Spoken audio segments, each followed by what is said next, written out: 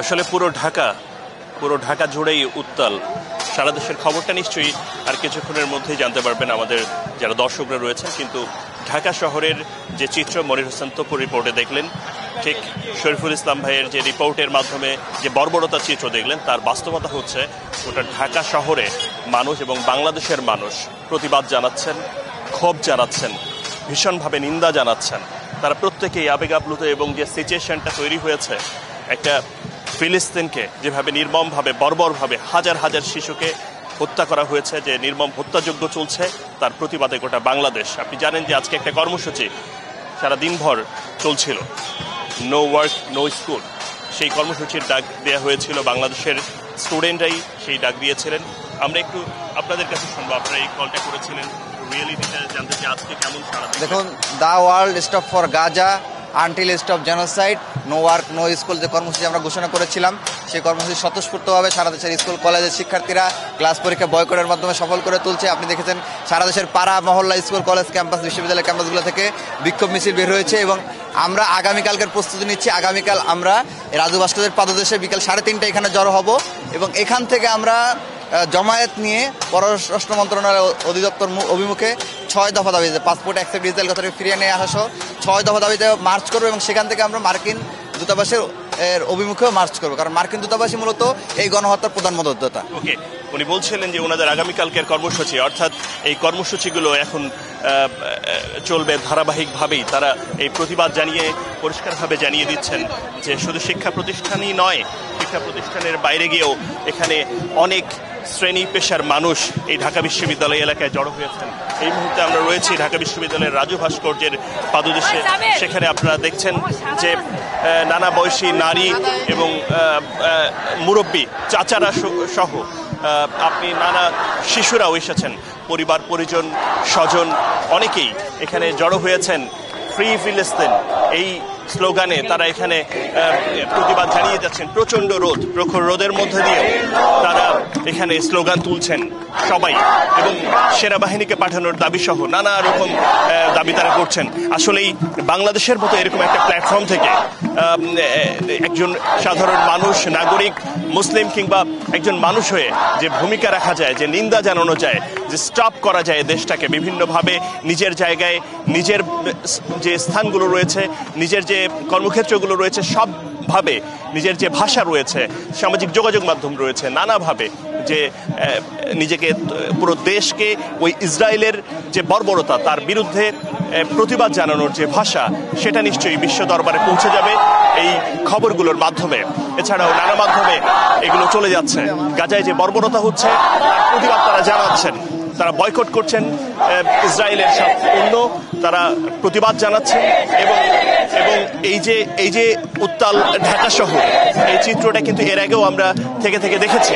কিন্তু এবারের যে সাধারণ মানুষের মধ্যে যে ক্ষোভ, বিক্ষোভ, এটা বোধ হয় বাংলাদেশ নতুনভাবে দেখছে। আপনি জানেন যে সকাল থেকে বাংলাদেশের বিভিন্ন সরকারি বেসরকারি শিক্ষা প্রতিষ্ঠান, বিশেষ করে বিশ্ববিদ্যালয়ে ব্যাপকভাবে এই কর্মসূচিগুলো করা হয়েছে, বিক্ষোভ জানানো হয়েছে, অনেক স্থানে রাস্তা বন্ধ করে দিয়ে করা হয়েছে।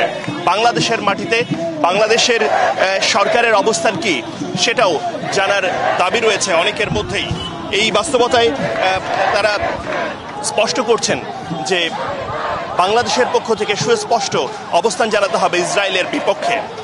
যে ভূমিকা তারা রাখছে, ইসরায়েল যেভাবে করে বর্বরভাবে ধ্বংসযজ্ঞ চালাচ্ছে তার বিরুদ্ধে অবস্থান নিতে হবে এবং প্রত্যেকটা মানুষকে যে যার অবস্থান থেকে ইসরায়েলের জন্য নিজেদের মানসিক শক্তি সঞ্চার, যেভাবে করে প্রতিবাদ জানানো যায়, যেভাবে করে ইসরায়েলের বিপক্ষে গোটা বিশ্বের মুসলমানরা এক হতে পারে, সেই বিষয়টাই জোরালোভাবে তারা বারবারই বলে যাচ্ছে। এবং মুসলমানরা এই ধরনের স্লোগান দিচ্ছেন, লা ইলাহা ইল্লাল্লাহ মুহাম্মাদুর রাসূলুল্লাহ, এছাড়াও নারায়ে তাকবীর সহ যতভাবে বলা যায়। আসলেই বুঝতে পারছেন যে এখানে শুধু মুসলমান জড়ো হয়েছে তা নয়, ভিন্ন ধর্মীরাও রয়েছেন, নানা বয়সী মানুষরাও রয়েছেন। আমরা এখানে দেখতে পাচ্ছি কয়েকজন বোন এসেছেন, তারাও এখানে এসে উপস্থিত হয়েছেন। অনেকেই এখানে নানাভাবে জড়ো হয়েছেন। এখানে বিভিন্ন ব্যানার আমরা দেখেছি, বিভিন্ন ছাত্র সংগঠনের ব্যানার দেখেছি। অনেকেই এখানে এসছেন যারা আসলে সেই অর্থে শিক্ষার্থী নয়, আপনার একটু অবস্থানটা শুনি। কোথা থেকে এসছেন? কোথা থেকে এসছেন? আমার বাসা হলো ঢাকা বিশ্ববিদ্যালয়ের পাশেই। আজকে এখানে এসছেন মূলত কি উদ্দেশ্যে? আমরা যে ফিলিস্তিনের পক্ষে আসছি। ওকে, এভাবেই সবাই ফিলিস্তিনের পক্ষে, গোটা দেশের মানুষ এই বর্বরতার বিপক্ষে গোটা দেশের মানুষ, এবং ঢাকা শহরে সেই উত্তাল এবং যেন আরেক মানে জুলাইয়ের বিপ্লবের মতো সবাই এক হয়েছে, গোটা দেশের মানুষ জড়ো হচ্ছেন, এভাবে করে প্রতিবাদ জানাচ্ছেন। এই আন্দোলন হয়তো চলবে, এই বিক্ষোভ হয়তো চলবে, হয়তো পৌঁছে যাবে বিশ্বের মুসলমান দেশগুলোর রাষ্ট্রের শাসকগুলোর কাছে, হয়তো তারা তাদের বুঝটা ঠিক করবে, গোটা বিশ্বের মুসলমানরা হয়তো এক হবেন এবং এর বিরুদ্ধে, বর্বরতার বিরুদ্ধে অবস্থান নেবেন। 65% পর্যন্ত বিদ্যুৎ সাশ্রয়ী হাইসেন্স এসি, যার ফাস্ট কুলিং মোড দ্রুত ঘর ঠান্ডা করে। হাইসেন্স। কি বলবো, মানে কিছু বলার ভাষা নেই। এত কষ্ট লাগে যখন দেখলাম যে এই যে বোমাতে লাশগুলো উপরের দিকে উড়ে আসতেছে, মানে তখন মনে হচ্ছিল যে যদি মানে সব ওখানে ওই জায়গাটায় থাকতে পারতাম, যদি নিজের সর্বস্ব দিয়ে এটার বিরুদ্ধে কিছু করতে পারতাম, আল্লাহ যদি সেই শক্তিটা দিত, তা আমি সত্যিই যাইতাম। হ্যাঁ, সেই কষ্ট থেকে, সেই খারাপ লাগা থেকে আজকে বাচ্চাদেরকে নিয়ে এখানে আসছি। আল্লাহ যেন বাচ্চাদের ওসিলায় অন্তত প্যালেস্টাইনকে ফ্রি করে দেয়। এই ছোট ছোট মানে বাচ্চাদের, মহিলাদের কি কষ্ট, খাইতে পাচ্ছে না, হ্যাঁ একদম মধ্যে থাকতেছে। আল্লাহ যেন অনেক তাড়াতাড়ি এদেরকে এই আযাব থেকে মুক্ত করে। হ্যাঁ, এটাই আশা। আমি মানে প্যালেস্টাইনদের উপর অনেক বাজে অবস্থা হচ্ছে, আমিও ওদেরকে সাপোর্ট করতে চাই। আমার মার সাথে আমি আসছি আজকে, ওদের সাথে সাপোর্ট করতে চাই আমি। আমরা যে মূলত আমাদের যে প্রথম আফসোসটা ছিল, আমরা তো পরাশক্তির দল না, দেশ না বাংলাদেশ হিসেবে, কিন্তু আমরা সেভাবে কোনো মানে গাজার যে এখন যে অবস্থা, ফিলিস্তিনিদের যে অবস্থাটা, তারা যে এইভাবে গণহত্যার শিকার, যারা আমরা কিছুই করতে পারতেছি না সত্যি কথা।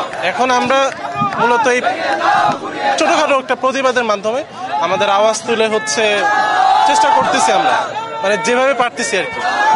এখন আমরা ইসলাম ধর্ম হিসেবে, মুসলমান হিসেবে একটু দায়িত্ব আমাদের আছে।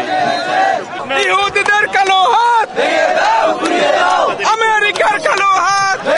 আমাদের প্রতিবাদের ভাষায় ইসরায়েলি আগ্রাসন, ফিলিস্তিনের উপর যে নির্যাতন চালানো হচ্ছে, আমরা নির্যাতনের বন্ধের জন্য জোর দাবি জানাচ্ছি। বিশ্বনেতাদের প্রতি আমাদের এই দাবি থাকবে। আমরা বিশেষ কনফারেন্সের পক্ষ থেকে আমরা এই আন্দোলনের সাথে জড়িত হচ্ছি। হ্যাঁ, আমরা তো যেতে পারছি না, আমাদের যতটুকু সম্ভব আমরা তাদের পাশে আছি সবসময় ইনশাআল্লাহ। আসলে এটা বলার কোনো ভাষাই থাকে না, কারণ যে বর্বরতা চলতেছে, এই বর্বরতা যদি তাদের বুকটা কাঁপে, এখানে আসলে কিছুই করা থাকে না। পুরো বিশ্ব আমরা চুপ হয়ে আছি। আমরা শুধু বলতেছি দূর থেকে যে দোয়া করলেই হয়ে যাবে। শুধু দোয়া করলেই যদি হয়, তাহলে লড়বে কে? আমরা যদি না লড়ি, না আগাই, তাহলে বিশ্ব কখনো না। আজকে ওরা ফেস করতেছে, 2 দিন পর আমরা ফেস করব। তো এইভাবে যদি আমরা চলতে থাকি, তাহলে শুধু ফিলিস্তিন কেন, শুধু গাজা কেন, মানে কোনো দেশই সেফ থাকবে না। তো আমাদেরকে সবাইকে আগাইতে হবে, সবাইকে যেতে হবে।